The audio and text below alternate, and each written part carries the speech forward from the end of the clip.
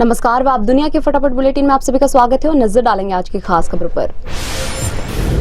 प्रधानमंत्री नरेंद्र मोदी ने महाराष्ट्र के अकोला में एक चुनावी रैली को संबोधित करते हुए कहा, कांग्रेस और इसके साथियों को न बाबा साहेब अम्बेडकर के संविधान की परवाह है, न कोर्ट की और न ही देश की भावना की। महाराष्ट्र की चुनावी रैली में प्रधानमंत्री नरेंद्र मोदी ने कहा, पहले 2 कार्यकालों के दौरान मैंने गरीबों को 4 करोड़ पक्के मकान दिए हैं। विपक्षी महाविकास अघाड़ी का मतलब करोड़ों रुपए के भ्रष्टाचार एवं घोटालों से है। केंद्रीय गृह मंत्री अमित शाह ने कांग्रेस नेता राहुल गांधी पर संविधान की फर्जी प्रति दिखाकर उसका अपमान करने और मजाक उड़ाने का आरोप लगाया। शाह ने यह भी दावा किया कि भाजपा कभी भी कांग्रेस को अल्पसंख्यकों के लिए आरक्षण लागू नहीं करने देगी। राहुल गांधी ने झारखंड के धनबाद में एक चुनावी रैली में कहा, भारत की 90% आबादी SC ST और OBC की है, लेकिन वे सरकारी संस्थानों में दिखाई नहीं देते हैं। जाति जनगणना यह पता लगाने के लिए जरूरी है कि देश की संपत्ति का वितरण कैसे हुआ। कर्नाटक के स्वास्थ्य मंत्री दिनेश गुंडूराव ने कहा, न्यायमूर्ति कुन्हा जांच आयोग के कोविड के दौरान उपकरणों एवं दवाओं की खरीद में कथित अनियमितताओं की जांच की है और प्रदेश के तत्कालीन CM एवं भाजपा नेता BS येदियुरप्पा तथा पूर्व मंत्री B श्रीरामुलु के खिलाफ मुकदमा चलाने की सिफारिश की है। झारखंड विधानसभा चुनाव में भाजपा ने भी झोंकी पूरी ताकत। जमशेदपुर में गृह मंत्री अमित शाह का रोड शो, कहा सोरेन सरकार ने राज्य को लूटा, राज्य में बदलाव तय। झारखंड में वोटिंग से ठीक पहले मुख्यमंत्री हेमंत सोरेन के निजी सचिव के ठिकानों पर इनकम टैक्स की छापेमारी। सुनील श्रीवास्तव के 17 ठिकानों पर कार्रवाई जारी। JMM ने छापे को बताया भाजपा की निराशा।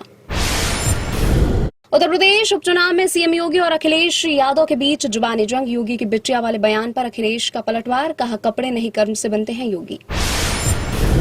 कांग्रेस अध्यक्ष मल्लिकार्जुन खड़गे का भाजपा पर आरोप, कहा भाजपा उनकी पार्टी की गारंटी योजनाओं की नकल करने और अपने चुनावी जुमले के हिस्से के रूप में चुनावी राज्यों में इसी तरह की घोषणाएं कर रही है।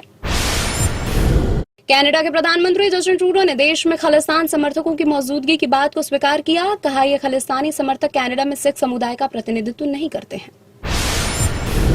झारखंड के मुख्यमंत्री हेमंत सोरेन का भाजपा पर तीखा हमला, कहा भाजपा ने करीब 2 दशक तक राज्य को नींबू की तरह निचोड़ा है, गरीब राज्यों की कमर तोड़ दी। भाजपा ने केंद्र सरकार विधायकों सांसदों की खरीद फरोख्त करके और सरकारें गिराकर डबल इंजन वाली सरकारें बनाती है तथा देश के संघीय ढांचे को नष्ट कर रही है।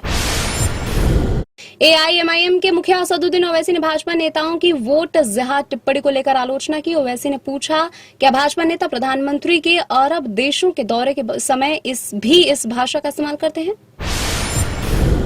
महाराष्ट्र में एक व्यक्ति को भाजपा प्रत्याशी से सवाल पूछना महंगा पड़ा। छत्रपति संभाजीनगर से भाजपा के विधायक प्रशांत के समर्थकों ने रैली में से एक व्यक्ति को इसलिए बाहर धकेल दिया क्योंकि वह विधायक के पिछले चुनावी वादों के बारे में बार-बार सवाल पूछ रहा था।